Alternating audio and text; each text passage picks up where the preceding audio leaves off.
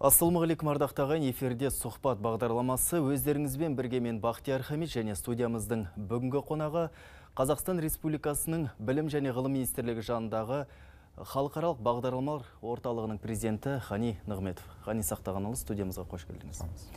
Енді осы алдағы уақытта біз білеміз, болашақ стипендиантының түлектерін президент қабылдайды, үлкен форум өтеді. Осы форум жайында айтып отырсаңыз. Келе жатқан форум осы қарашаның 29-ында болады.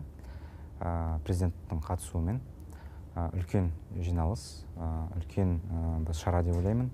Осы форумның ең басты мақсаты ол біріншіден біздің президентіміздің осы тарихи рөлін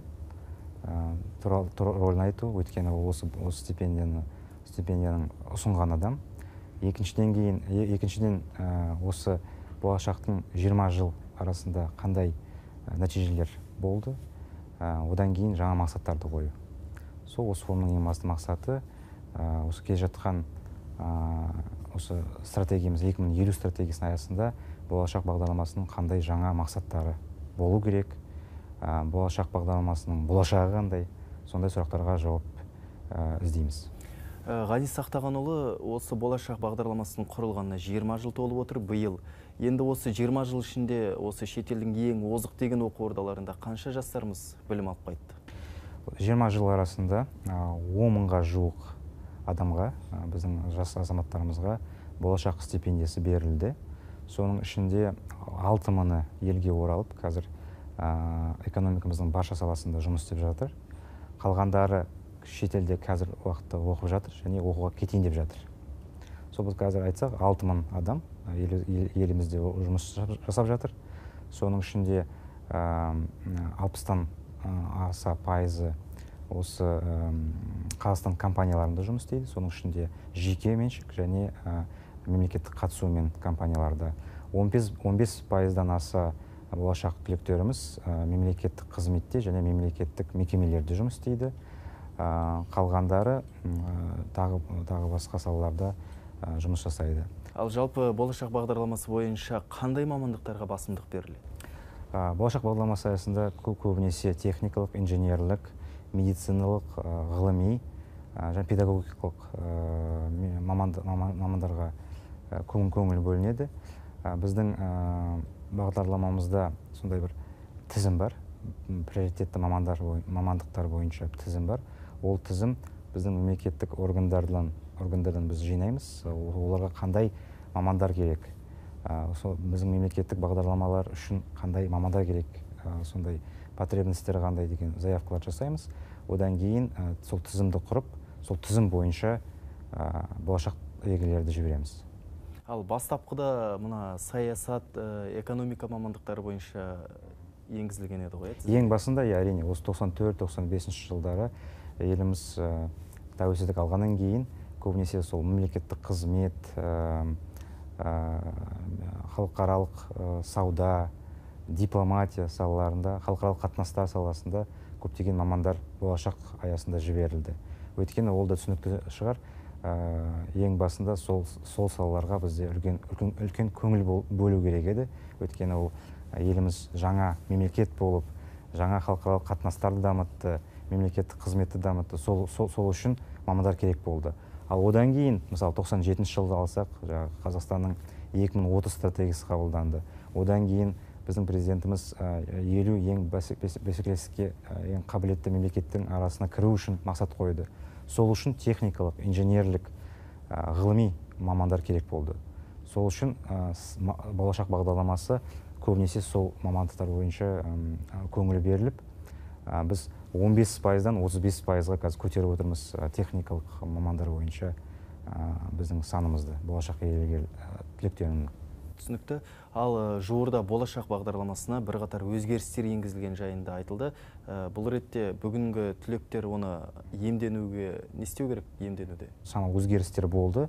Соның ішінде жаңа 4 категория пайда болды. Қосылды, иә? 4 категория қосылды. Біз өзгеше айтқанда квота ретінде. Ол мемлекеттік қызметшілерге квота болды.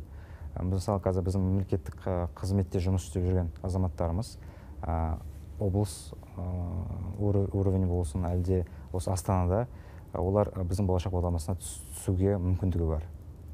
Және екінші категория ол біз айтамыз ғылыми педагогикалық кадрлар. Мысалы біздің қазір университетте ғылыми зерттеу институтында жұмыс істейтін азаматтарымыз болашақ бағдарламасына түсу мүмкіндігі бар. Үшінші категория ол инженерно-технический кадры. Ол мысалы біздің заводта істейтін, әлде жаңағы үлкен біздің ұлттық компанияларда жұмыс істейтін азаматтар, әсіресе осы инженерлік саласында жұмыс істейтін, өз қолымен жұмыс істейтін адамдар, азаматтар, жоғары білім бар азаматтар. Болашақ бағдарламасы аясында шетелде білім алуға болады. Магистратура, PhD, докторантура бойынша. Жаңа осы өзгеріс тағылымдар, стажировка деген бағдарлама пайда болды. Көбінесе ол тәжірибесі бар үлкен кісілерге жасалған бағдарлама. Сіз білесіз, қазір осы инженерлік саласын алсақ, педагогик саласын алсақ, көптеген үлкен азаматтарымыз бар.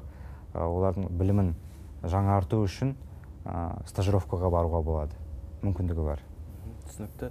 Ал осы бағдарлама аясында мына таңдалып алынатын, іріктеліп алынатын оқу ордалары жайында не айтар едіңіз? Олар өзгеріп отыра ма? Өзгеріп отырады. Жыл сайын біздің министрлік, ғылым және білім министрлігі сол тізімді өзгертіп отырады. Ең басты мақсат біздің болашақ абитуриенттерімізді ең мықты, ең жақсы шетел оқу орындарына жіберу. Сол үшін біз жыл сайын халықаралық рейтингті қарап отырамыз. QS, Times, Шанхай рейтингтері. Егер шетел оқу орны сол рейтингте болса, біз оны өз тізімімізге кіргіземіз. Және жаңағы министрлік тарапынан бекітеміз. Соның ішінде, мысалы, ақш-тан алсақ, көбінесе сол Гарвард, Колумбийский университеті, Йель, Стэнфорд деген мықты оқу орындарын кіргіземіз.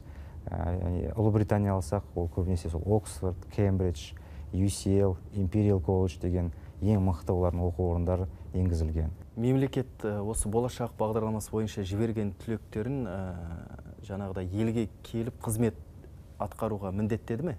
Шартқа сәйкес болашақ түлегі оқудан келгеннен кейін 5 жыл елімізде жұмыс істеу керек, мамандығы бойынша. Ал жаңағы 4 категория айтып кеттім ғой, жаңағы мемлекеттік қызметші, педагог, ғалым, олар жаңағы қай мекемеден келген, заявка келген мекемеден өзінің жұмыс беретін орнына қайтып келіп, сол жұмыс орнында жұмыс істеу керек. Ол міндетті дейсіз? Міндетті. Түсінікті. Ал енді жуырда мынадай ақпар тарады, болашақ бағдарламасы жабылады деген.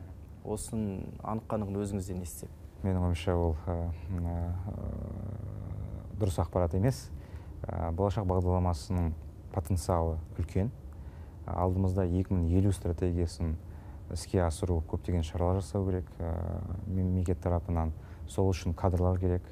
Болашақ бағдарламасы менің ойымша еліміздің ең мықты кадрлар дайындайтын проект, жоба. Сол себептен болашақ бағдарламасы менің ойымша жабылмайды. Бірақ ең басты кісі болашақ туралы, болашақтың основателі, ол біздің елбасымыз Нұрсұлтан Әбішұлы Назарбаев. Осы келе жатқан форумда болашақ бағдарламасының қандай жаңа мақсаттары деген сұраққа менің ойымша сол кісі жауап береді. Ғани Сақтағанұлы, сізге уақыт тауып осы біздің хабарымызға қатысқаныңызға алғыс айтамыз. Және болашақ бағдарламасы да Қазақстанның болашағына жарқын болуына, Қазақстанның болашағының өлшеусіз үлес қоса берсін деген тілек білдіреміз. Үлкен рахмет. Қадірменді телекөрермен қауым, осымен бүгінгі хабарымыз тәмам. Эфирде келесі жүздескенше аман сау болыңыздар.